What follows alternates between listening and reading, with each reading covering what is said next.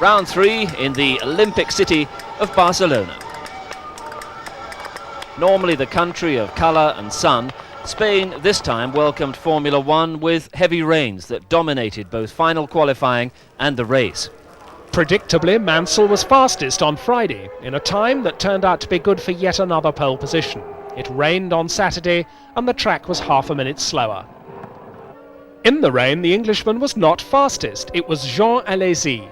The slower track helped to disguise all the deficiencies of his Ferrari, and Alesi skillfully outpaced Mansell and the others by almost a second. But all his hard work in the rain didn't help him much, however, since he was still only 8th fastest on a dry track.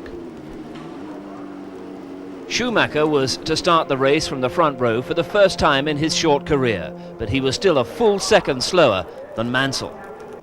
Just before the start, more rain forced everybody to change tyres on the grid. But at least it seemed the wet track would be a welcome equaliser.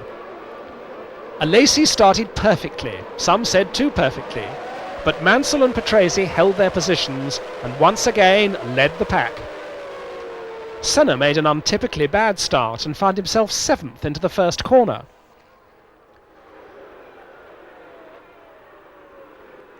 But he immediately passed his teammate Berger and then quickly disposed of Brundle as well to start a race-long chase after Schumacher.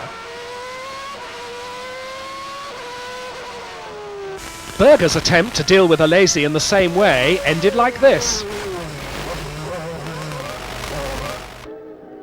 Alesi's acrobatics cost him his tyres, and he had to call in to change them halfway through the race.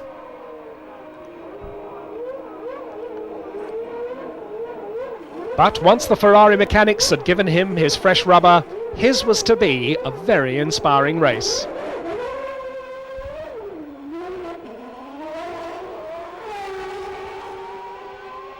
The same cannot be said for Patrese's race.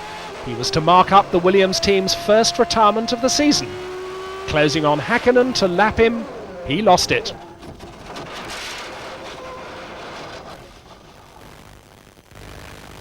With the Ferrari people watching his every move, Jean Alesi kept on moving up the field, despite occasional hiccups. And Hakkinen was the culprit again.